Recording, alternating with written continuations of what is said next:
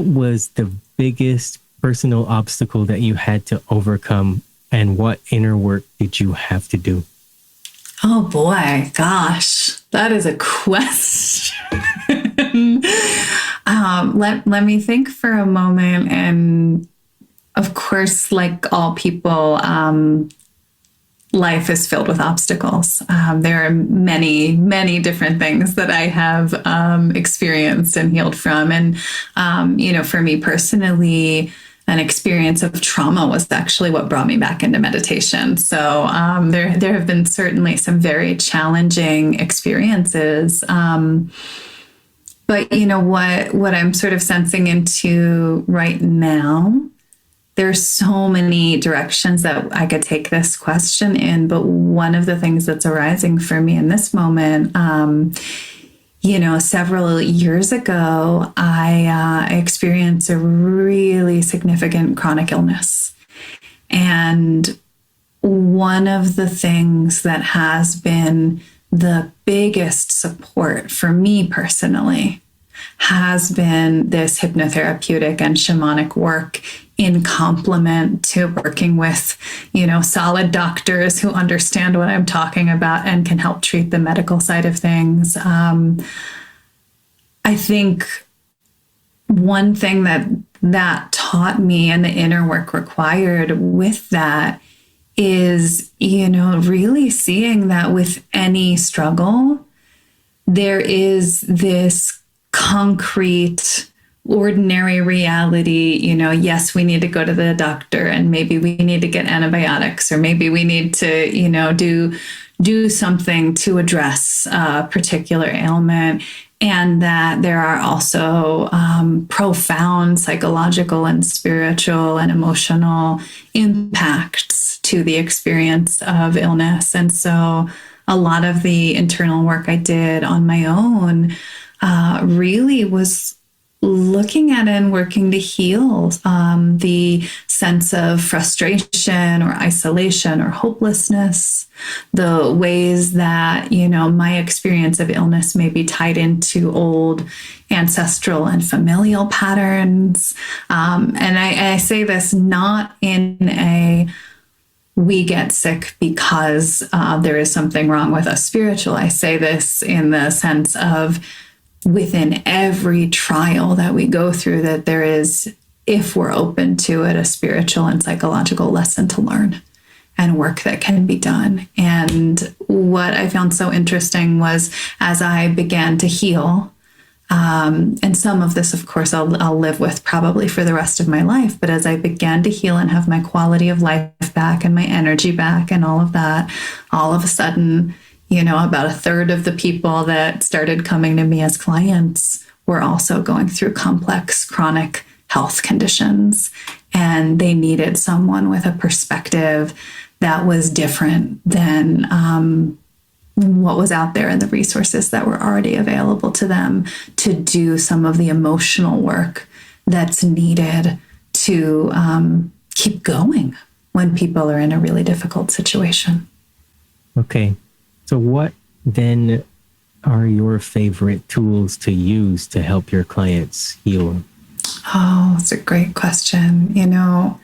I would say one, the shamanic journey work side of things that I do with people. Basically what this is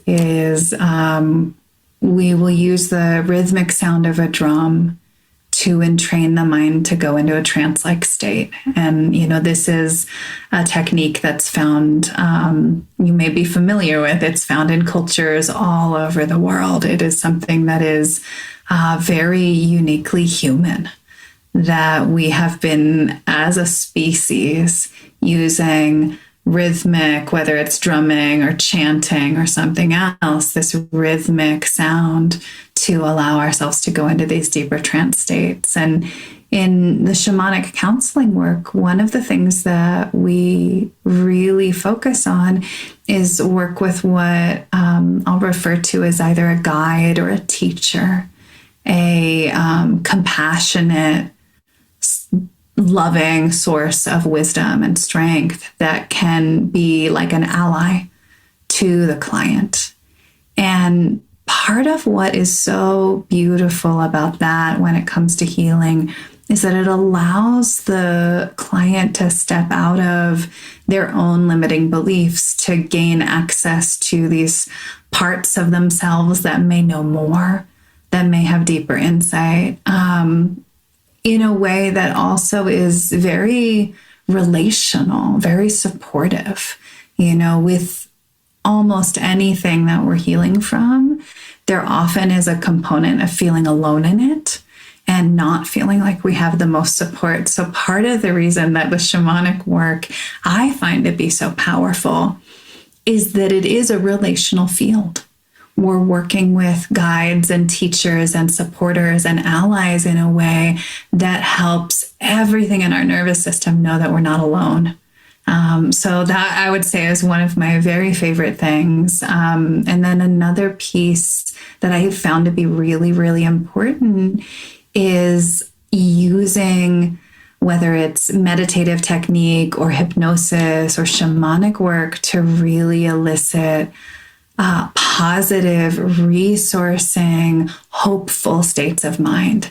When we feel like we're hopeless and there's no solution and we're just stuck permanently up against a wall, it's really hard to see the possibilities for healing that are out there. So when we can actually support someone to feel, courage and resilience instead of fear, or strength instead of powerlessness, or hope instead of hopelessness, and to actually feel that on an embodied, deep level, that opens up space for real change. This might be a real out there comment, but you're smiling. You're ready for it. I'm ready. I sometimes get the impression that your spirit does recognize this experience as a unique, individually chosen path, and perhaps it's our human interpretation of it that leans towards a victim at first. So what do you think about that?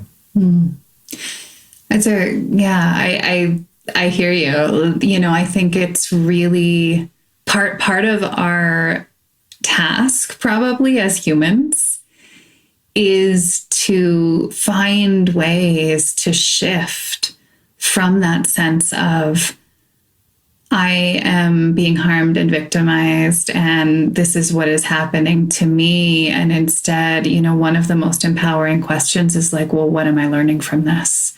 And it can feel frustrating when we're stuck in the sense of being powerless and things aren't going our way. But, one question that I do feel is so important is, what is this teaching me? What am I learning from this experience? And then, part of it too, I appreciate this question and sort of dropping into this sense of, yeah, it's really easy to feel like a victim. It's really easy to feel like we've been harmed, and we have been harmed. People are harmed and oppressed and put into difficult situations all the time. It's, not to say that's not very real and it doesn't cause truly deep suffering. And,